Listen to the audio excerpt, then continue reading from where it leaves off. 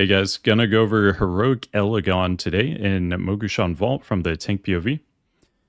So first off, when you're in this middle area, you're gonna become like an Algalon kind of star person, and you're gonna get this ramping debuff on you that increases your damage taken.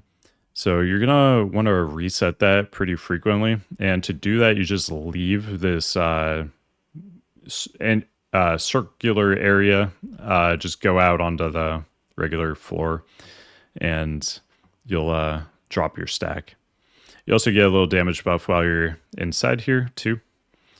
So an ad is going to spawn that one of the tanks needs to deal with. So in this case, our Blood DK grabs that ad. You want to get the ad pretty low, and then you're going to drag it out just outside of the room or of the circle. When it dies, it's going to explode. A certain amount of people need to soak it. I believe it's 5 total, but it'll be like tank plus a few more people that can survive easily, like hunters with deterrence, things like that. And you want to make sure it's outside of the circle, because if it's inside, that AoE it does will hit everybody and just instantly kill everybody. As long as it's outside, though, the AoE does not come into the circle. So anybody who's outside of the circle at this time should be part of like the soak group that's designated to like use something that keeps them alive. So for Blood DK, he's going to use like AMS. Brew can use diffuse magic or Zen Med, stuff like that. Just anything that gives you a bunch of damage reduction, and spell damage reduction is also very useful in particular. So he's gonna make sure the ad gets pretty low, around like 20%ish, and then get it dragged out.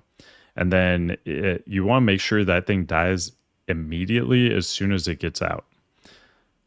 And now all those people can come back in. Now you're going to have these charges spawn. These each try to go to a different little pillar. And if they reach the pillar, then the phase is going to, this part of the phase is going to end. As this phase gets longer and longer, Elegon's going to get a damage amp on him. So you really want this phase to last a long time, because he's not really doing anything right now, and he's taking increased damage the longer you're here. So you're trying to do as many of these as you can, basically. But they do get faster and faster each time. So there will reach a point where you just can't anymore, and you're just going to kind of commit that you guys are going to like lust and just pump as much damage as you can, basically. And you'll lust a little bit before that too, to help you actually get through some later waves as well. So we're just killing our assigned one. On 25 man, we have like 3 people, I think, assigned to each one. Something like that. But just make sure you have assignments and that the damage is fairly equally spread out between all the sides. Warrior's really nice here too, because you can execute when they get low, so it might look a little scary, but that last 20% just kind of melts. And as you're doing this, just keep an eye on your debuff. Usually I reset it around like 10, but this is a good time to do it too, because you're already running, pretty much all the way out anyway. So just hop out for a sec and then come back in. Some AoE abilities, you'll want to jump when you press them, things like Thunderclap, and like be in the middle. That'll allow you to hit all of these ads. Some other things you don't really need to do that for, things like Blood Boil. It'll pestilence everything. You can do it just to get a little bit extra of that initial Blood Boil damage, but it will dot everything as long as you just hit the boss with it. It'll spread everything. And then shortly after the sparks reach the platform or the pillar, this middle platform is going to disappear. So you got to be out of there. And these beams do a ton of damage. So don't stand in them. During this part, there's going to be ads that spawn. You'll see little circles on the ground, basically where they're gonna spawn. And we're gonna be DPSing these little pillars. Once all of these get killed, then this part of the fight will end, and you'll go back to the part we were just at. So you can see here the circle. This is where the ads spawn from. Just don't be in it when the lightning crashes there, but be ready to pick up the ad that comes out of it. For one of these like lightning wall things to disappear, you have to destroy both yours, and the one on the opposite side also needs to be destroyed. So for this, you'll have pre-assigned sides everybody's going to be on. Generally, you just kind of want it to be the side where their pillar is anyway.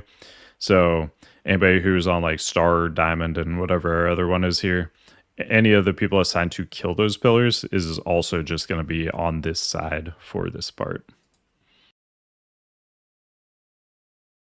And we're grouping up the ads. These guys actually hit pretty hard. You're gonna, once you have a Lothis on you, you're gonna want to use cooldowns here. You can see taking a lot of damage. It would be a really good time to shield barrier here too. Not sure why we're not pressing that, but yeah, we're for sure look for this shield barrier there. That would be a great time to use it. And then when the floor appears again, make sure you get in, and you're gonna tank Elegon for a little bit until I think it's when he hits 50%. I forget the exact percentage, but he's just gonna phase again. You don't really have to. You most likely don't have to deal with like the ad again, but if you do, you know how to do it. You just take him out before he dies and make sure he blows up outside, and you have your soakers out there. When Elegon is tankable, which is such a brief part of this actual fight, you basically are never actually tanking him. He does a breath that hits pretty hard, and you are going to have, you know, the debuff ramping up on you that makes you take more damage. So just make sure you have like a cooldown up for when he breaths, and you'll be fine.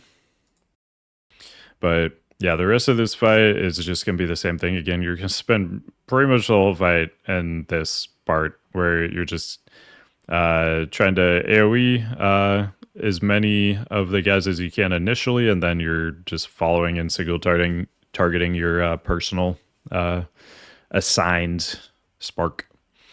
But yeah, that's the entire fight right there. We're just gonna fast forward a little bit so you guys can see the kill here, and you'll notice he just melts by the end with the damage amps. So yeah, pretty quick at the end part there. But that's the whole fight. Thanks for watching, guys, and I'll see you in the next one.